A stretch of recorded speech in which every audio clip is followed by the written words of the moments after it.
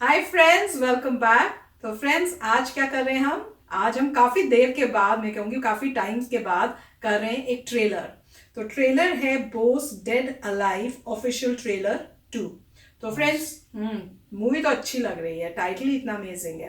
तो friends, video start करने से पहले अगर आप इस चैनल पर नए हो और आपने अभी तक सब्सक्राइब नहीं किया तो सबसे पहले नीचे सब्सक्राइब के बटन को क्लिक कर लो, साथ में बेल आइकन को, ताकि आपको हमारे सारे न्यू वीडियोस जैसे हम अपलोड करें उसका नोटिफिकेशन मिल जाए।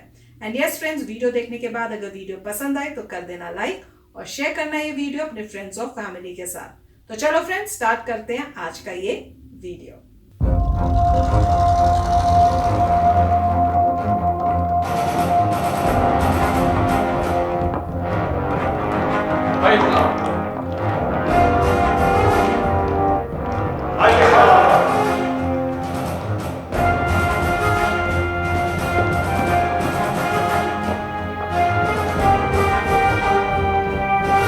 Mr. Bosse, the Führer would to see you now. Mr. Hitler.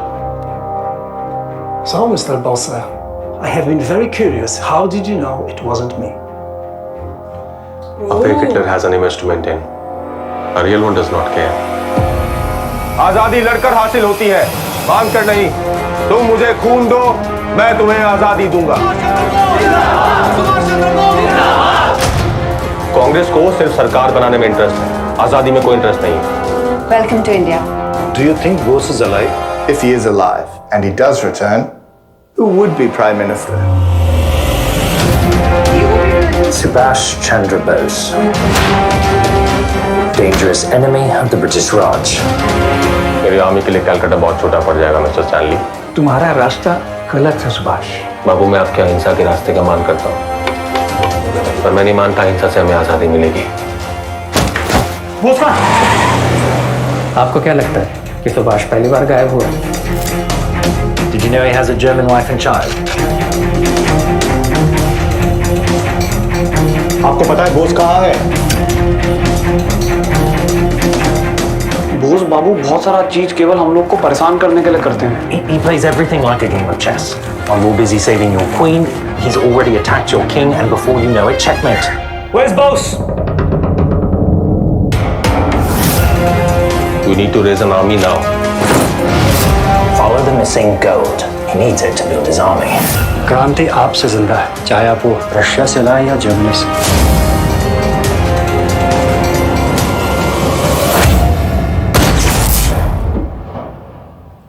You can't spy on dead people. Of course he's alive.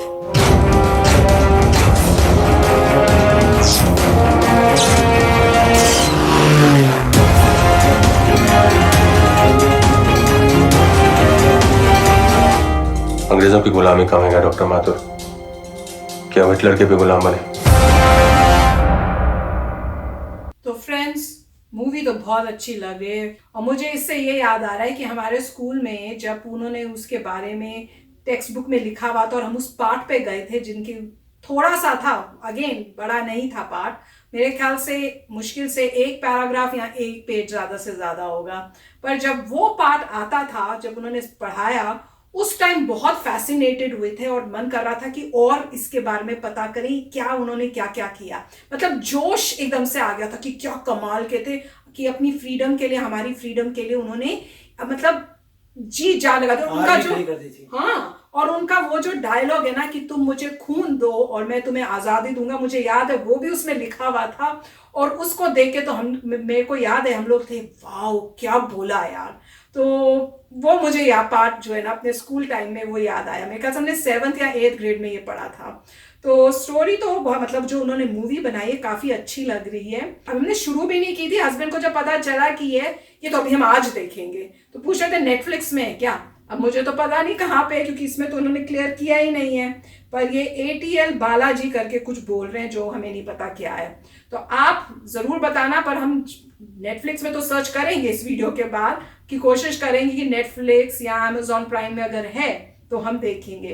पर अगर नहीं हुई तो आपकी वेट करेंगे कमेंट सेक्शन में बताने की कि भाई कहाँ पे ये दिख सकती है, क्योंकि बहुत ही सुंदर, मतलब बहुत ही अच्छी उनकी लाइफ की कोई भी मूवी बने ना तो वो हम तो देखे बिना रह नहीं सकते। हमने भी पहले मेरे ख्याल से एक की थी, कोई रिएक्शन ही किया था, और हम इतने फैसिनेटेड हो गए तो उसके बाद हमने ढूंढ के पता नहीं कहाँ से निकाल के फिर हमने बैठ के देखी हुई। पर अभी तक हमने जितनी भी देखी है ना, उसमें उसके बाद क्लियरली नहीं पता चलता कि इवेंचुअली होता क्या है, कि वो अलाइव हैं कि नहीं हैं। और अभी तो नहीं, मतलब अब तो वो कह रहे हैं कि जो सोच रहे थे कि वो हैं और वहां पे रहते थे वो सब वहां पे उनकी वहां तो डेथ हो गई है। तो पर अभी तक नहीं पता चला वाकई वही थे कि नहीं थे। कई कहते वही थे, कई कहते नहीं थे, तो अभी तक वो मिस्ट्री है। पर मूवी बहुत ही अच्छी लग रही है। राइट, तो ये बात सही है कि हिस्ट्री में इतनी अच्छी कवरेज नहीं थी। सुभाष चंद्र बोस की आपको चैप्टर्स होने चाहिए थे, आपको दिखाना चाहिए था कि उनकी सोच कैसे अलग थी, उनका गोल क्या था कि एक आर्मी बनाई जाए, उनका गोल था कि मिलिटरीली तुम्हें हराएंगे और भगाएंगे, उनका गोल क्या ये था कि तुम अंग्रेज़ों से ज़्यादा तो इंडियंस बैठे हुए हैं, अगर हर इंडियन को आर्म्स दे दें तो तुम कैसे लड़ोगे। और किस तरीके से वो अलायंसेस कर रहे थे रशिया के साथ, बर्मा के साथ, डिफरेंट जैसे जर्मनी दिखा रहे हैं, कैसे शातिर दिमाग था और किस तरीके से वो कोशिश कर रहे थे। अगर उनको सपोर्ट मिला होता तो इतना मिनिमम होता कि जब इंडिया आज़ाद हुई थी तो बहुत सारा आपके पास आर्मी इकट्ठी होती। अभी भी जो मेरा कहना ये है कि इंडिपेंडेंस के बाद जो काफ़ी चीज़ें थी वो सुभाष चंद्र बोस की वजह से थी, और इसका कवरेज होना चाहिए था, हिस्ट्री में ज़्यादा बताना चाहिए था। हमारे ज़माने की हिस्ट्री और आज के ज़माने की हिस्ट्री में आई होप चेंज आ गए। हमारे ज़माने में हम ज़्यादा पढ़ते थे अपने इन्वेडर्स के बारे में दैन अपने इंडिजिनस लोगों के बारे में। सारा ये आया वो आया, उसने मारा ये वही, यही है वो, ठीक है तुम्हारी हिस्ट्री जो भी, मगर अपने जो तुमने यहाँ के जो लोग हैं उन्होंने क्या किया इसकी गाथाएं बहुत कम थी।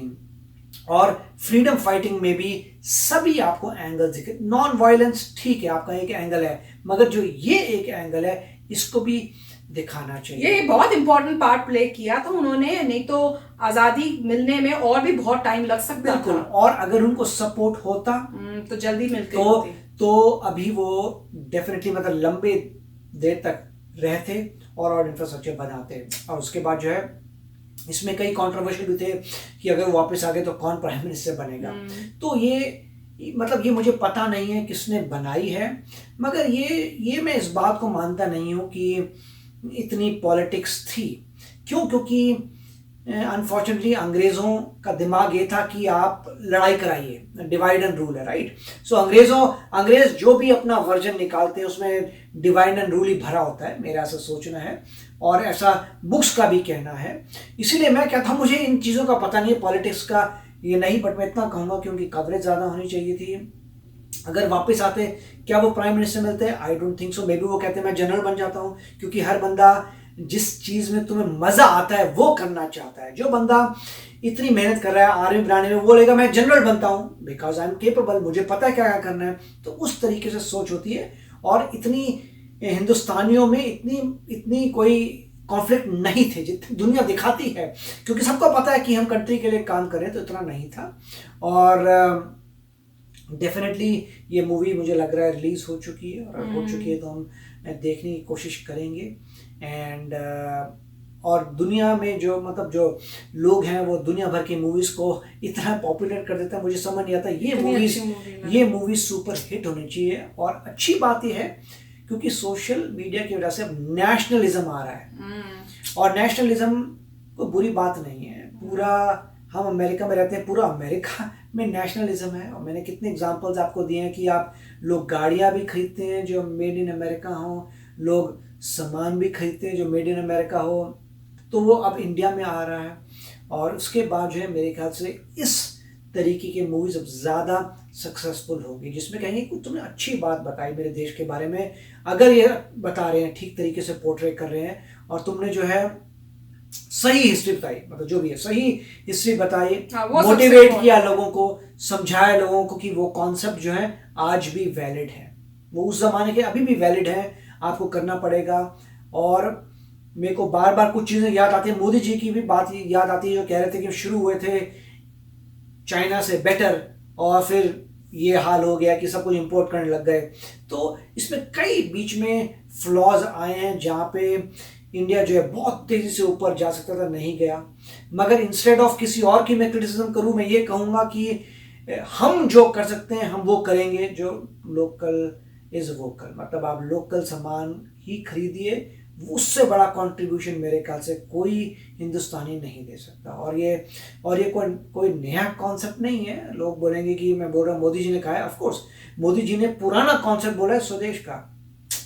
मतलब वो तो स्वदेशी मूवमेंट भी हुआ था जब पूरे अंग्रेज़ों के कपड़े निकाल के जलाए गए थे। सारी आपने मूवीज़ भी देखी है स्वदेशी मूवमेंट में कि आप ब्रिटिश टॉयज़ जला रहे हैं, ब्रिटिश कपड़े जला रहे हैं, खाकी पहन रहे हैं, सब अपना काम। वो तो स्वदेशी वहाँ के वही तो कॉन्सेप्ट था जिसको नहीं भूलना था।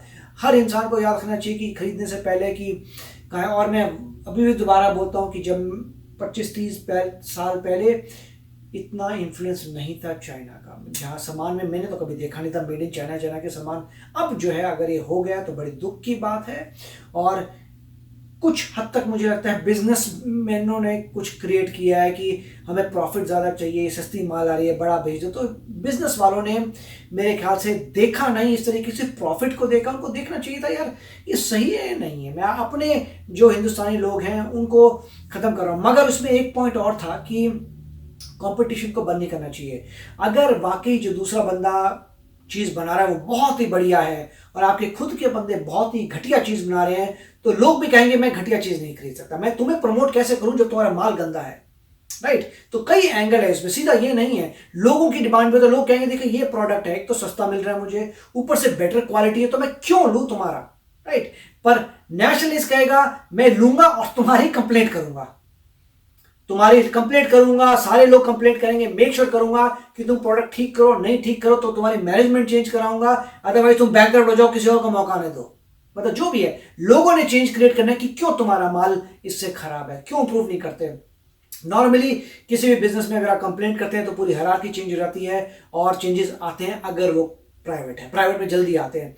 तो मेरा यही सोचना है। बट मूवी बहुत अच्छी है और हम ढूंढेंगे, हम मिलेगी तो डेफिनेटली देखेंगे।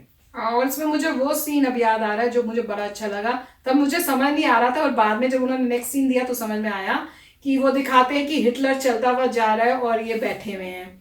और उसके बाद जब वो ऊपर जाते हैं वो कहते हैं कि आपको रेडी है मिलने के लिए। तो पहले वो ऊपर दिखाते हैं, मैं कहते ये कौन है, अभी तो वो हिटलर गया था, तो ये जो यहाँ बैठा हुआ है ये कौन है, तो हिटलर जैसा ही लग रहा है, ये क्या कंफ्यूजन है, कोई और भी उनके वहां पे था ऐसा कोई ऑफिशियल। हाँ, तो उसके बाद जब उन्होंने नेक्स्ट डायलॉग बोला तो क्या तुमको कैसे पता चला कि वो मैं ओरिजिनल नहीं हूँ, तो उन्होंने कहा कि भैया, और अपना रीजनिंग दी, तो उससे पता चल रहा था कि वाओ कितने स्मार्ट भी हैं, इंटेलिजेंट है बहुत ही। पर मुझे ये नहीं पता कि क्या रियल लाइफ में ये हुआ था, क्योंकि अगर रियल लाइफ में हुआ था तो बड़ी कमाल की बात है। क्योंकि पॉइंट ये है कि जो बंदा हमें ये सब नहीं जिसे पता, जो चीज पसंद है वही करता है, राइट। शातिर दिमाग है, जो फाइटिंग है, जो स्पाई बन सकता है, उस बंदे ने पूरी आर्मी बनाई है। और वो क्यों प्राइम मिनिस्टर बनेगा, बोलेगा मैं तो जनरल बनूंगा क्योंकि मेरे को इंटरेस्ट है इन कामों में। बिल्कुल, तो वो मुझे सीन बड़ा ही कमाल का लगा। मैंने कहा वाह, तो उसको देख के तो मुझे लगा यार ये मूवी देखनी बनती है।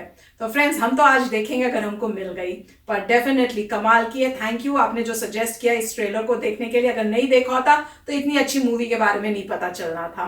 तो चलो फ्रेंड्स चलते हैं, मिलेंगे नेक्स्ट वीडियो में बहुत ही जल्द। Till then take care and bye bye.